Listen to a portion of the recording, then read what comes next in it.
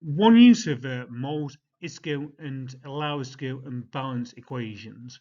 Right, it can be a little bit tricky, but there are 4 key steps that you need to follow each time that will let you go and get the right answer. Right, so in this question it says use the amounts of each product and reactant in the is listed below, and use those to go and balance the equation. So it's given us the equation here. Well, the equation that is given us is unbalanced, right? And then it's gone and it's given us the masses of the reactants and the products. So the first thing that we need to do is calculate the MR of each of the substances, right? So we're just doing that using our moles equation.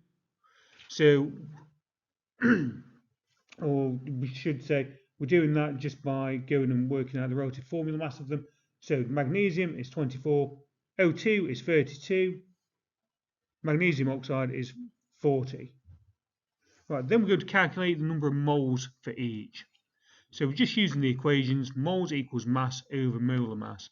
So we can see there that we've got 96 grams of magnesium, so we're going to divide that by 24. We've got 64 grams of oxygen, so we're going to divide that by 32.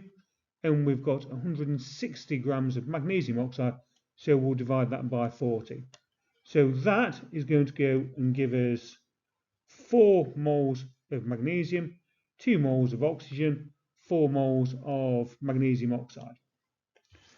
The next thing we need to do is work out the ratio and simplify the ratio. So the ratio is 4 to 2 to 4. So when we go and simplify that, when you simplify the ratio, just divide all of the numbers by the smallest numbers. So that would give you a 2 to 1 to 2 ratio.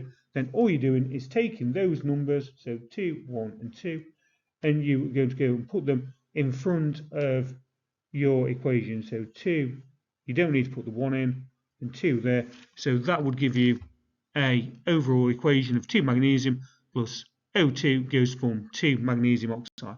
You follow those steps every time, you should get it right.